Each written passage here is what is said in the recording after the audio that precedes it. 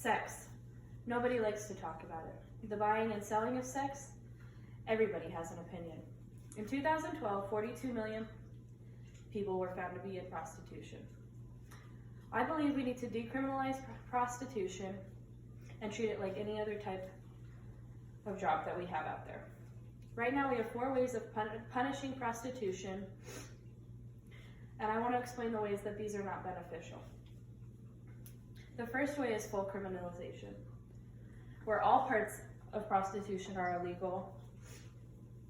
This happens in the US, Iceland, Greenland, Russia, China, and most of Africa. Most people go into prostitution because they're desperate for money. And they oftentimes have to pick between doing something illegal and feeding themselves or their family. Full criminalization of prostitution is a trap because once they have a record, it's often hard to find a job that will hire them, and that includes dead-end jobs. When they need money, they do desperate things, which means they continue to be involved in prostitution, where the income is flexible and often under the table where they don't have to pay taxes.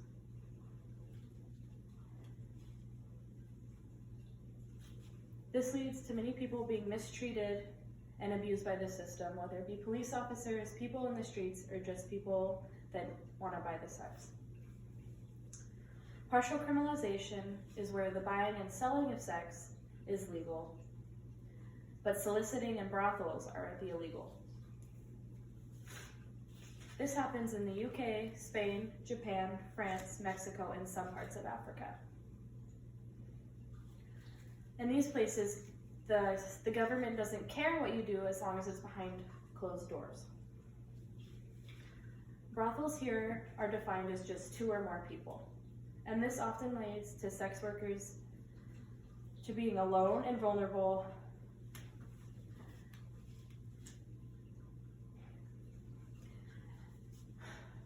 and leads to them being vulnerable and alone with a higher risk of violent offenders.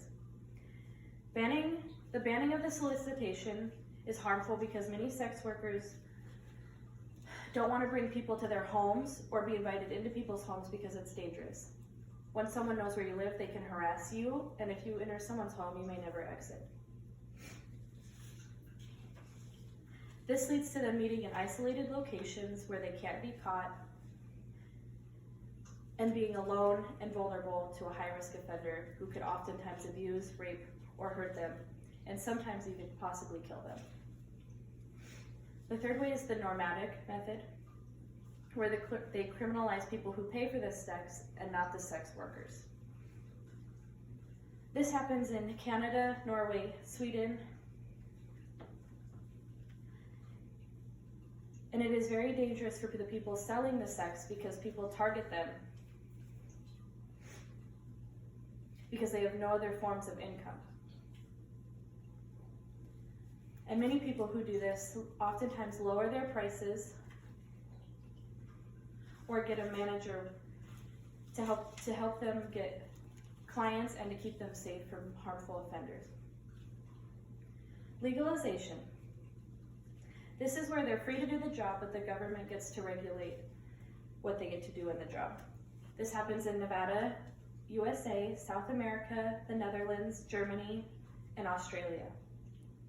But they have designated locations where outside of these locations, the prostitution is illegal, and they have to have a registration card and forced health checks. Many politicians make this impossible to comply with unless you're rich and have a lot of people behind the scenes helping you. They also make registration extremely expensive, and the forced health checks are often at extremely expensive hospitals. And people who are desperate for money cannot comply with these laws. They need money tonight when they're hungry and need a place to stay. Most of the vulnerable people who work in this industry are illegal, but that happens just like any other forced illegal work. Sex work has always been a survival strategy sex work has always been a survival strategy, and today is no different.